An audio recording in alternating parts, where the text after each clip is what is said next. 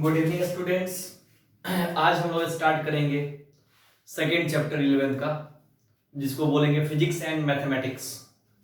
Physics and mathematics कहने का sense है कि इसके अंदर हम फिजिक्स पोर्शन को पढ़ाएंगे, जिसमें वेक्टर स्केलर ये सबसे रिलेटेड बात होगा, और मैथ पोर्शन का मतलब होगा कि बेसिक मैथ से रिलेटेड बात समझ रहा होगा कि फिजिक्स पोर्शन का मतलब वही स्केलर वेक्टर ऐसा, और मैथ पोर्शन का मतलब बेसिक मैथ से रिलेटेड बात। ठीक, तो सबसे पहले आप गौर करोगे,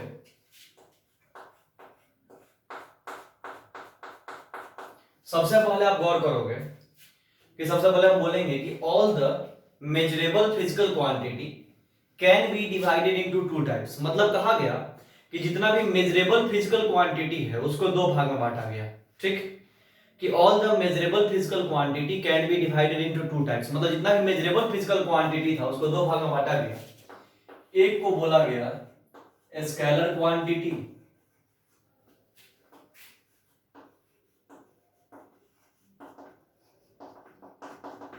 और दूसरे को बोला गया वेक्टर क्वांटिटी। एक को बोला गया स्केलर क्वांटिटी, दूसरे को बोला गया वेक्टर क्वांटिटी। ठीक, तो अब बात उठता है कि आप लोग हेडिंग बना लो पहले अपने कॉपी में कि all the measurable physical quantity can be divided into two types, और एक को बना लो स्केलर क्वांटिटी और दूसरे को बना लो वेक्टर क्वांटिटी। ठीक, अब बात करते हैं कि स्केलर क्वांटिटी से रिलेटेड बात हम पढ़ेंगे। ठीक, ये स्केलर क्वांटिटी पहले क्या है। ठीक, तो आप जवाब देना कि स्केलर क्वांटिटी का मतलब होता है कि वैसा फिजिकल क्वांटिटी जिसके पास केवल मैग्नीट्यूड होगा, वैसा फिजिकल क्वांटिटी जिसके पास केवल मैग्नीट्यूड होगा, डायरेक्शन नहीं होगा। केवल क्या होगा? मैग्नीट्यूड होगा, डायरेक्शन नहीं होगा, और ये सिंपल अलजेब्रा को ओबे कर रहा होगा।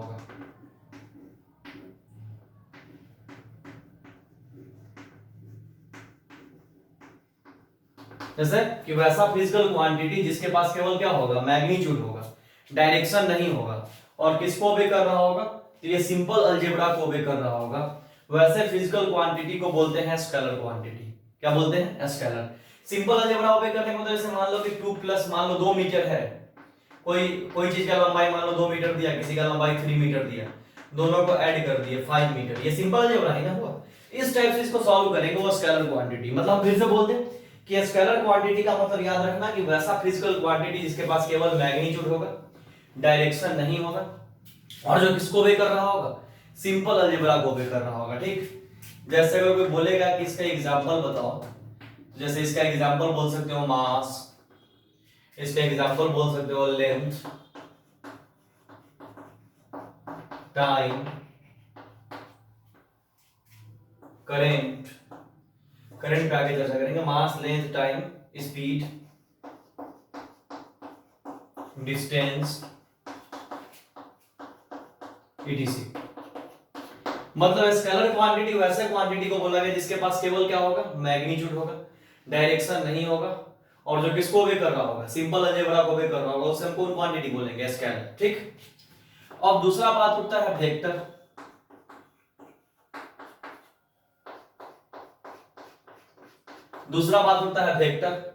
अब कोई पूछेगा वेक्टर क्वांटिटी क्या होता है, तो आप जवाब दोगे कि वेक्टर क्वांटिटी वैसे फिजिकल क्वांटिटी को बोलते हैं जिसके पास मैग्नीट्यूड भी होगा और डायरेक्शन भी होगा। वेक्टर क्वांटिटी वैसे फिजिकल क्वांटिटी को बोलते हैं जिसके पास मैग्नीट्यूड भी होगा और डायरेक्शन भी होगा, और जो किसको ओबे कर रहा होगा? Vector algebra.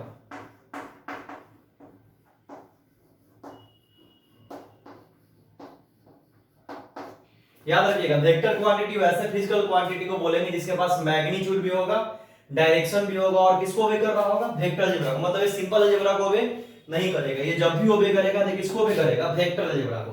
अब तो बोलेगा सर वेक्टर अलजेब्रा भी समझाओ, तो बच्चे पेशेंस रखो। जैसे मैथ में सिंपल अलजेब्रा पढ़ते थे, वैसे वेक्टर में हम स्टार्ट करेंगे। जस्ट वेक्टर को जोड़ना, वेक्टर को तोड़ना, वेक्टर को घटाना, ऐड सब्ट्रैक्ट करना, वेक्टर को मल्टीप्लाई करना, वेक्टर को डिवाइड करना, वो सब पढ़ाएंगे, जिसको हम वेक्टर अलजेब्रा में यूज करेंगे। किसमें यूज करेंगे? अलजेब्रा। उसी वेक्टर को कैसे ऐड करते हैं, कैसे सब्ट्रैक्ट करते हैं, कैसे मल्टीप्लाई करते हैं, कैसे डिवाइड करते हैं, वो सब जो भी पढ़ेंगे वो सब वेक्टर अलजेब्रा में पढ़ेंगे। अभी सिंपल याद रखो कि जिसके पास मैग्नीट्यूड हो, डायरेक्शन हो और किसको ओबे कर रहा होगा, वेक्टर अलजेब्रा को ओबे कर रहा होगा, उसको हम कौन क्वांटिटी बोलेंगे, वेक्टर क्वांटिटी। जैसे मान लो कि इसका कोई अगर एग्जांपल पूछेगा तो बोलेंगे वेलोसिटी, जिसमें डायरेक्शन है, मतलब वेलोसिटी, डिस्प्लेसमेंट,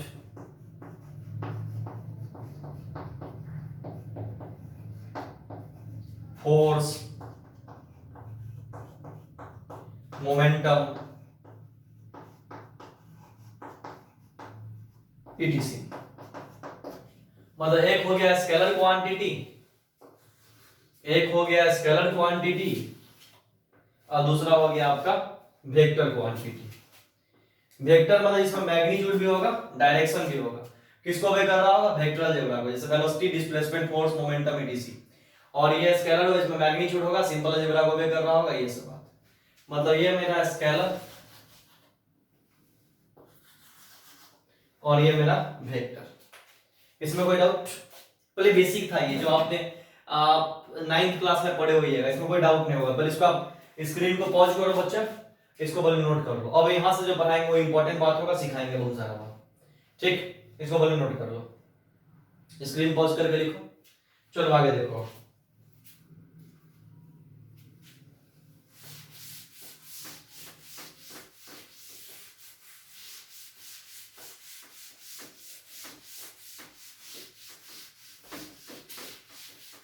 अब बात उठता है रिप्रेजेंटेशन ऑफ वेक्टर। हेडिंग बना लो, रिप्रेजेंटेशन ऑफ वेक्टर।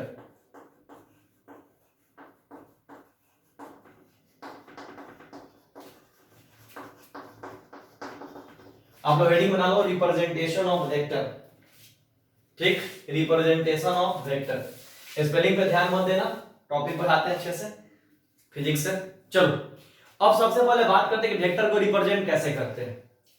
तो हम बोल लेंगे कि किसी वेक्टर क्वांटिटी को एरो के साइन से रिप्रेजेंट करते हैं। किससे? एरो।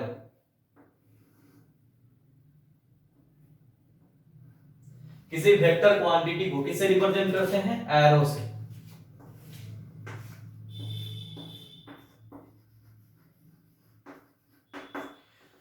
तो वेक्टर क्वांटिटी को जब हम एरो से रिप्रेजेंट करेंगे तो आप याद करो कि आपको पढ़ाया गया है सब। अभी कुछ नहीं पढ़ाया, अभी हम जैसे बता रहे एकदम बेसिक, एकदम तोड़ के पढ़ाएंगे, एक बाद याद करवा देंगे। वेक्टर क्वांटिटी को किससे रिप्रेजेंट करते हैं? एरो से, तीर के निशान से। अब गए करो पढ़ा रहे हैं जो एरो के पीछे वाले पार्ट को बोलते हैं, एरो के पीछे वाले पोर्शन को बोलते हैं टेल और लेंथ ऑफ लाइन।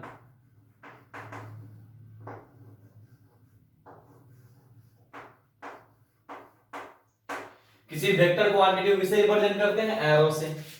एरो के पीछे वाले पोर्शन को क्या बोलते हैं? टेल और लेंथ ऑफ लाइन। और एरो के आगे वाले पोर्शन को बोलते हैं टिप और हेड। वेक्टर क्वांटिटी को किससे रिप्रेजेंट किए? एरो से। एरो के पीछे वाले भाग को क्या बोलते हैं? टेल और लेंथ ऑफ लाइन। और आगे वाले पोर्शन को क्या बोलते हैं? टिप और हेड।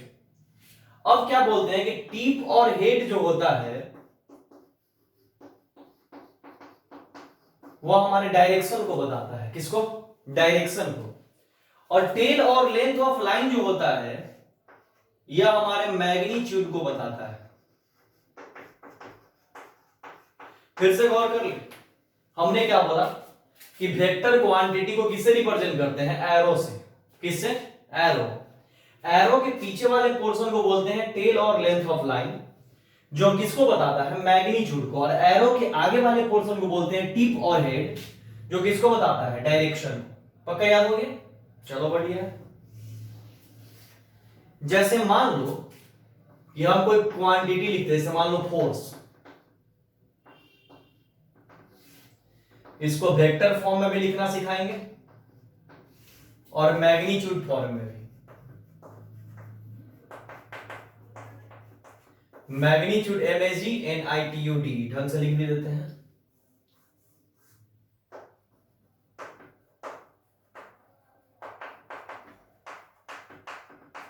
वेक्टर क्वांटिटी को एरो से रिप्रेजेंट करेंगे। एरो के पीछे वाले भाग को बोलते हैं टेल और लेंथ ऑफ लाइन, जो किसको बताएगा? मैग्नीट्यूड। और एरो के आगे वाले भाग को बोलते हैं टिप और हेड, जो किसको बताएगा, डायरेक्शन। अब बात क्या उठता है कि जैसे मान लो फोर्स, फोर्स एक मान लो फिजिकल क्वांटिटी है, वेक्टर क्वांटिटी भी है, तो फोर्स को वेक्टर फॉर्म में लिखेंगे तो एफ लिख करके एरो दे देंगे, फोर्स वेक्टर फॉर्म में हो गया, पक्का। अब मैग्नीट्यूड फॉर्म में लिखना है तो या तो इसको एफ लिख दो, क्या लिख दो, एफ, तो ये फोर्स का मैग्नीट्यूड फॉर्म हो गया। या एक और तरीका, दोनों तरफ मॉड लगा दो, क्या लगा दो, मॉड, और मॉड के अंदर लिख दो वेक्टर एफ, ये हो गया मैग्नीट्यूड फॉर्म। मतलब कैसे, फिर से बता रहे, सुन ले कि वेक्टर क्वांटिटी को एरो से रिप्रेजेंट करते हैं, एरो के पीछे वाले भाग को टेल और लेंथ ऑफ लाइन बोलते हैं जो हमें मैग्नीट्यूड को बताता है, और एरो के आगे वाले भाग को टिप और हेड बोलते हैं जो हमें डायरेक्शन को बताता है।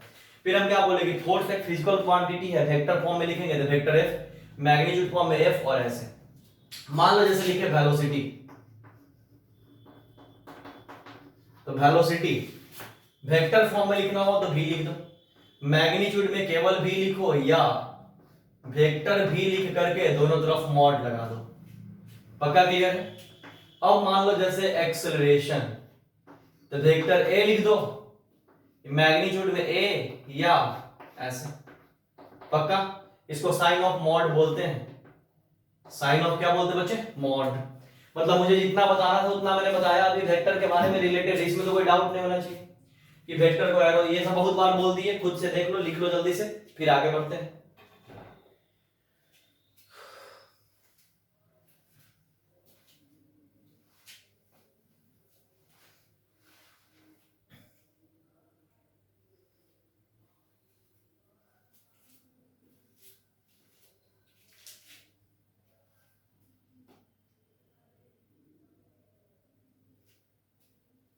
लिख लो, स्क्रीन पॉज करो, लिखो।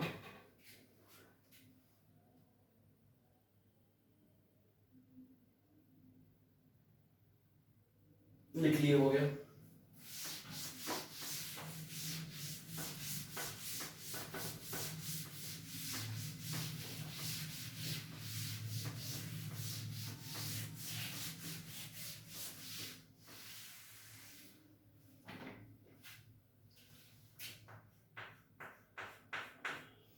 अब गौर करना, पहले वेक्टर का पोजीशन ड्रॉ करना सिखाते हैं, उसके बाद हम टॉपिक स्टार्ट करेंगे। ये बड़ा इंपॉर्टेंट बात है, इसको बड़ा अच्छे से समझना पड़ेगा। जैसे मान लो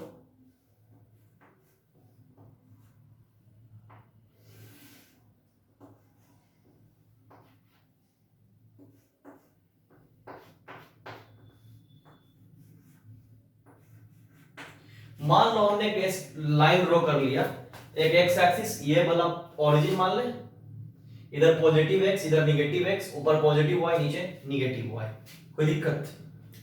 अब मान ले कि ऐसा कुछ पोजीशंस ड्रॉ करते हैं, जैसे मान ले ये एक एरो बना दिया हमने,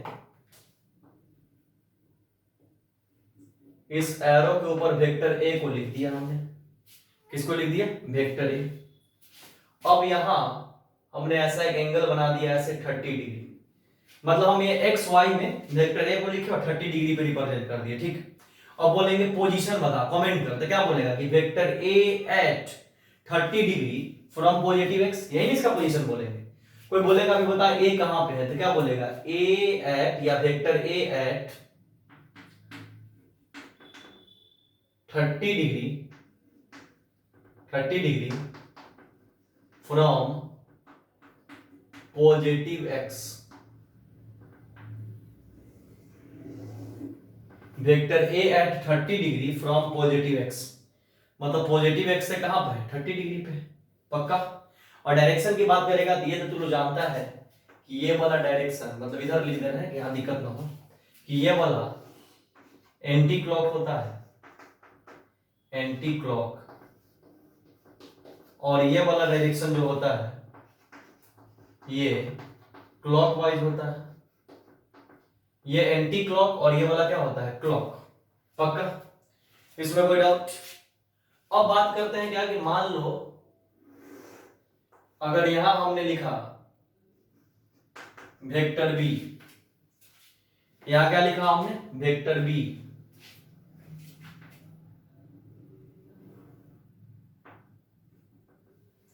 तो वेक्टर बी को जैसे ही हमने लिखा, x से, तो ये वेक्टर b कितना डिग्री पे, मान ले जैसे ये 90 डिग्री है और ये यहां तक 180, मतलब ये कुछ होगा जैसे मान ले 120 डिग्री, x से यहाँ है b 120 डिग्री पे, तो इसका पोजीशन तुम लिखवा सकते हो, पक्का लिखवा दोगे।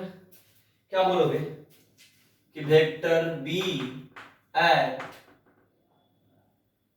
120 डिग्री फ्रॉम पॉजिटिव x, बोल कमेंट कर सकता है। इसमें बच्चा कोई डाउट? वैसे ही मान ले कि अगर यहां हम वेक्टर c बना दे इस लाइन को, तो ये 180 होगा, तो जो बढ़ेगा वो 210 के आसपास होगा। मान लो ये क्या हो जाएगा 210 डिग्री, पॉजिटिव x ही होगा। मतलब क्या लिख सकते हैं कि वेक्टर c, यहां पर क्या लिख सकते हैं, vector c at 210 degree from positive x। ठीक, अब मान लो वैसे ही वेक्टर c के बाद बात करते हैं वेक्टर d की।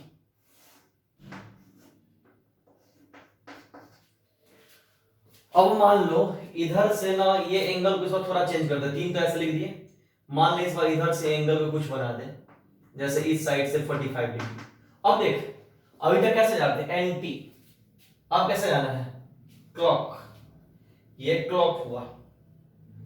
अब सोच क्लॉक जा रहा है तो क्या करें, नीचे की तरफ आया, x से नीचे आ रहा है, खुद देख, तो क्या लिखेंगे vector d at -45 degree from, ये -45 डिग्री है फ्रॉम पॉजिटिव x। कैसे लिखना है ये समझ में आ गया?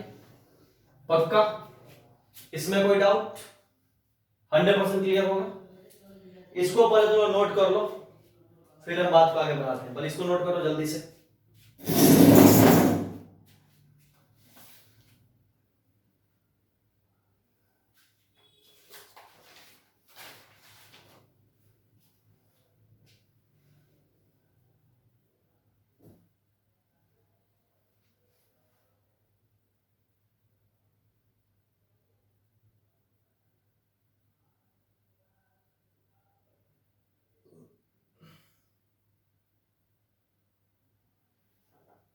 लिख लिए? स्क्रीन पॉज करके लिख लो। ये तो बड़ा आसान था, अब इसमें डायरेक्शन दिखाना सिखाते हैं।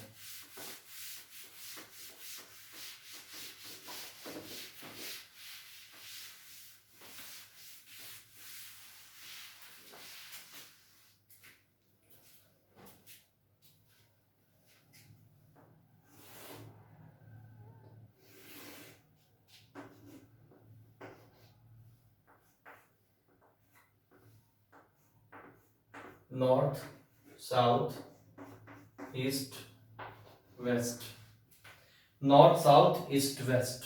ठीक, चलो इस समय तो मेरे समझ से कोई दिक्कत नहीं होना चाहिए। अब तुम देखो, मान लो वेक्टर ए, ठीक, अब ये 30 डिग्री पे ऐसे एक्स वाई पे था तो बड़ा आराम से कमेंट कर लेते थे। अब इस पे कमेंट करना है। मान लो हम पूछे कि ए का पोजीशन बताओ, तो क्या बोलोगे vector A at 30 degree east of north या नॉर्थ ऑफ ईस्ट। ये समझते है कि ईस्ट ऑफ नॉर्थ लिखे या नॉर्थ ऑफ ईस्ट, यही सीखना है। तो इसके लिए कुछ नहीं करना है बच्चे, जो हम सिखा रहे हैं मेरी बात को सुनना गौर से। सबसे पहले तो चेक कर कि ये बैठा हुआ कहां पे है। तो देख ऐसे ये लाइन जा रहा है ऐसे, मतलब क्या हुआ ये ईस्ट पर बैठा हुआ है। और इस एरो के फेस को देखो, एरो का फेस ऐसे है, एरो का फेस ऐसे है ये। इसका मतलब क्या कि एरो नॉर्थ को देख रहा है। मतलब याद कर लो कि जिस पर बैठे हुए होंगे उसे बाद में लिखेंगे, और जिसको देख रहे होंगे मतलब नॉर्थ को देख रहे हैं तो उसको पहले लिखेंगे। क्लियर? जिस पर बैठे होंगे उसको बाद में, और जिसको देख रहे होंगे उसको पहले। मतलब इसका क्या लिखेंगे, तो लिखेंगे A vector A at 30 degree, vector A at 30 degree north of east. समझ आ गया कैसे? किसको देखा? नॉर्थ को देखा, तो जिसको देखा उसको पहले लिखा और जिस पर बैठा उसको बाद में लिखा। पक्का? इसमें तो हम हर फिगर का अलग अलग हट जाएंगे कि डायग्राम मेरे साथ तुम भी बना के बाद में लेंदी ना हो, पहले इसको बना ले जल्दी से, इसमें कोई दिक्कत नहीं होना चाहिए।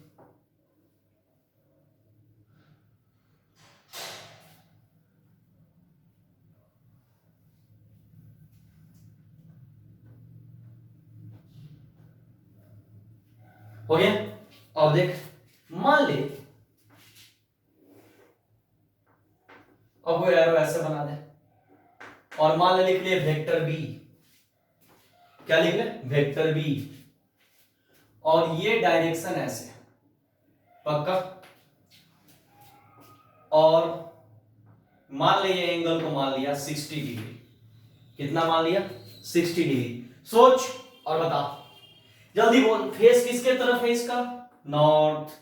अरे एरो देख भाई, एरो ही डायरेक्शन बताता है यार। तो एरो जो डायरेक्शन बताता है, एरो का डायरेक्शन यही ना है। तो एरो का फेस किधर है? नॉर्थ। बैठा कहां पे है? वेस्ट। मतलब हम ये क्या बोलेंगे? Vector B at 60 degree north of west. N for north, W for west. जिस पर बैठा उसको बाद में लिखना है, कोई दिक्कत? जल्दी से लिख ले इसको पहले।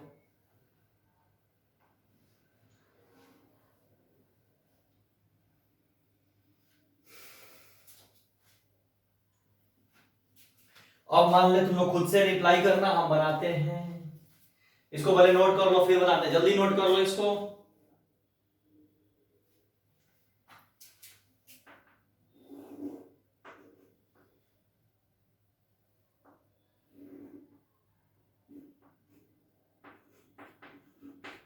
मान लो वेक्टर सी है और बनाना है 75 डिग्री।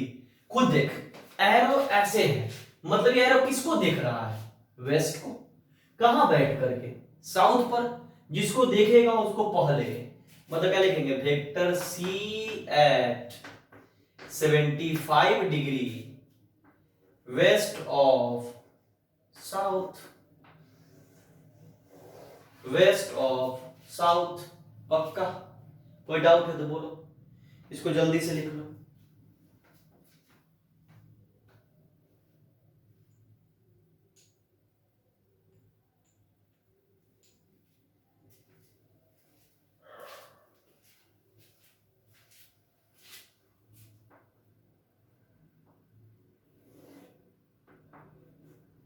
मान लो इसको क्या मान ले?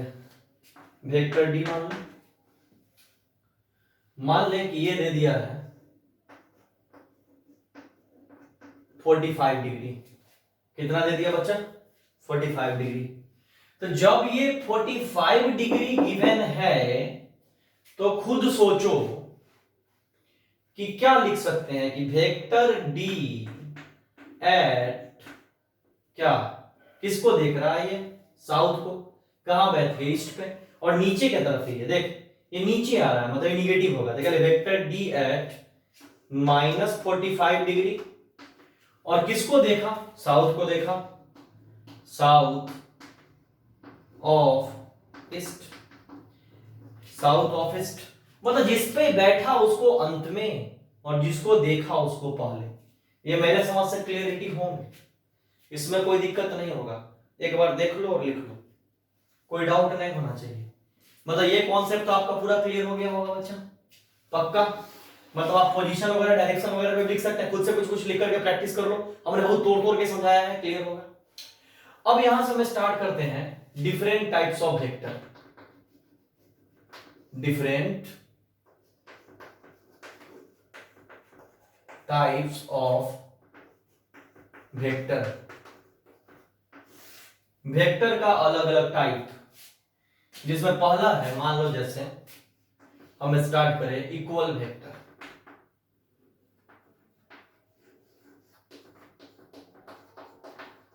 ठीक?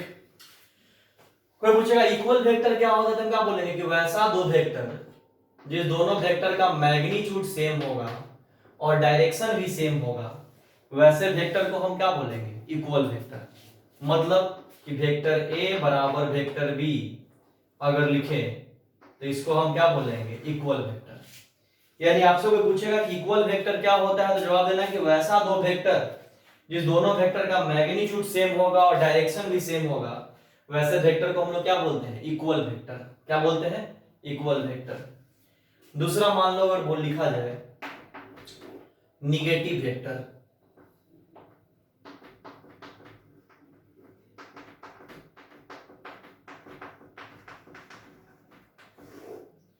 तो निगेटिव वेक्टर अगर लिखा जाए तो क्या बोलेंगे कि वैसा दो वेक्टर जिस दोनों वेक्टर का मैग्नीट्यूड सेम है, वैसा दो वेक्टर जिस दोनों वेक्टर का मैग्नीट्यूड सेम है लेकिन डायरेक्शन एक दूसरे के अपोजिट है, तो वैसे वेक्टर को हम लोग निगेटिव वेक्टर बोलते हैं। मतलब कि vector A negative vector B. कोई डाउट? मतलब बराबर है, मतलब मैग्नीट्यूड सेम, लेकिन एक में प्लस एक में माइनस, मतलब डायरेक्शन एक दूसरे के क्या है, अपोजिट है। याद रख ले, इक्वल वेक्टर वैसे दो वेक्टर जिस दोनों वेक्टर का मैग्नीट्यूड सेम, डायरेक्शन भी सेम, उसे इक्वल वेक्टर बोलेंगे। निगेटिव वेक्टर तो वैसा दो वेक्टर जिस दोनों वेक्टर का मैग्नीट्यूड सेम, डायरेक्शन एक दूसरे के अपोजिट, उसको क्या बोलेंगे, निगेटिव वेक्टर। कोई दिक्कत? इतना समझ में आ रहा होगा? चलो इसको लिख लो,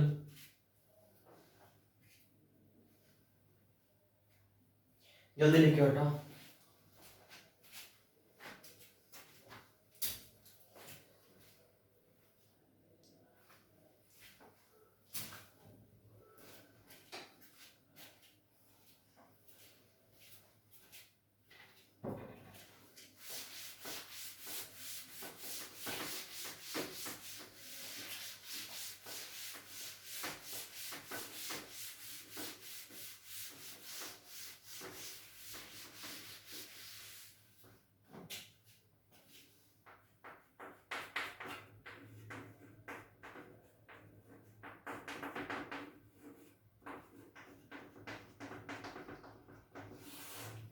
अगला बोला गया को इनिशियल वेक्टर।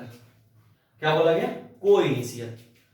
तो पूछा को इनिशियल क्या होता है, तो हम जवाब देंगे कि वैसा दो वेक्टर जिस दोनों वेक्टर का इनिशियल पॉइंट, शुरुआती पॉइंट सेम होता है। दो या दो से ज्यादा वेक्टर जिस सारा वेक्टर का इनिशियल पॉइंट, शुरुआती पॉइंट क्या होगा, सेम होगा। हम यहाँ दो पर एग्जांपल देकर बता रहे हैं। यानी कोई पूछेगा को इनिशियल वेक्टर क्या होता है, जवाब देना कि two vectors are said to be coinitial, two vectors are said to be co-initial if they have same common initial point। मतलब ऐसा दो वेक्टर जिस दोनों वेक्टर का शुरुआती पॉइंट क्या होता है, सेम होता है, कॉमन होता है, वैसे वेक्टर को हम लोग क्या बोलते हैं, को-इनिशियल वेक्टर। ठीक, इसमें कोई डाउट? अब बात उठता है कोलिनियर वेक्टर।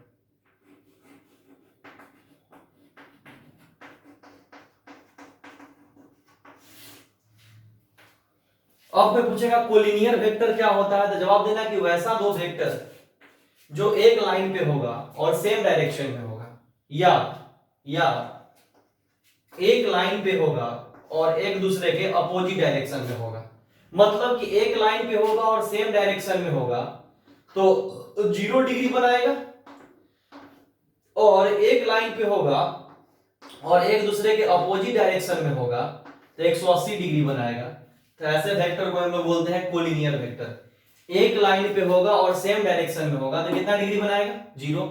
और एक लाइन पे होगा और एक दूसरे का अपोजिट डायरेक्शन में होगा तो कितना बनाएगा, 180 डिग्री बनाएगा।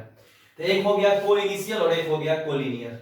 कोलिनियर समझ में आ गया, जिसका मैग्नीट्यूड सेम, डायरेक्शन भी सेम। और इसमें क्या है, मतलब ऐसा दो वेक्टर जो दोनों सेम लाइन पे हो, सेम डायरेक्शन में हो, या एक लाइन पे हो एक दूसरे का अपोजिट डायरेक्शन में हो। तो तुम याद रखो कि जब भी कोई दो वेक्टर एक लाइन पे होगा और सेम डायरेक्शन में होगा तो एंगल 0 डिग्री बनता है, और जब भी कोई दो वेक्टर एक लाइन पे होगा और एक दूसरे का अपोजिट डायरेक्शन में होगा तो एंगल 180 डिग्री बनता है। तो ये हो गया कोलिनियर वेक्टर। ठीक, अब बात उठता है क्या, नल वेक्टर और जीरो वेक्टर।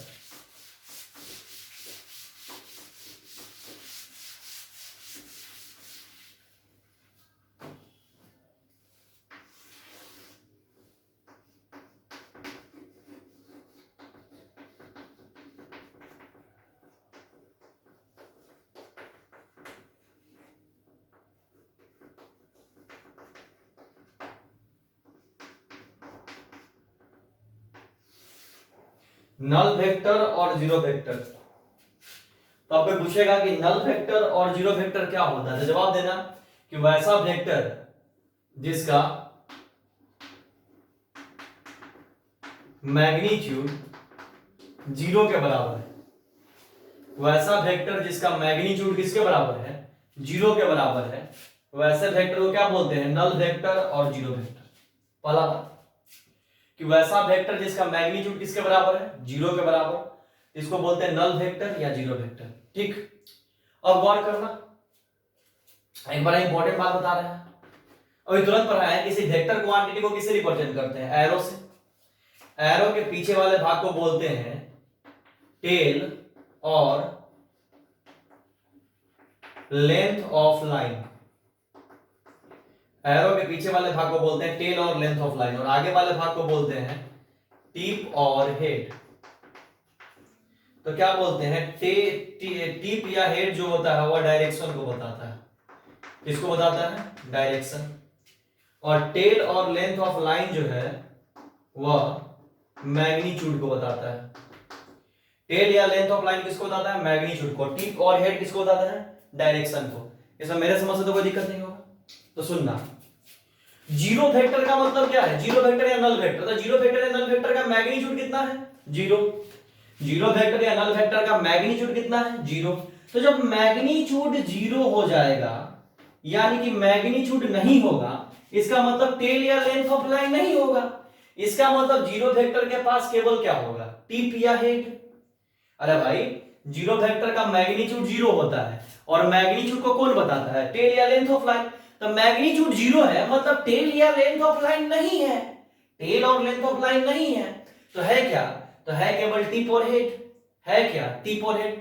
तो जीरो वेक्टर के पास केवल टिप और हेड होता है, इसलिए या कोई फिक्स डायरेक्शन, कोई स्पेसिफिक डायरेक्शन, कोई निश्चित डायरेक्शन को नहीं बता पाता है। इसलिए कहा जाता है कि नल वेक्टर या जीरो वेक्टर का डायरेक्शन आर्बिट्ररी होता है, बहुत सारा होता है, बदलते रहता है।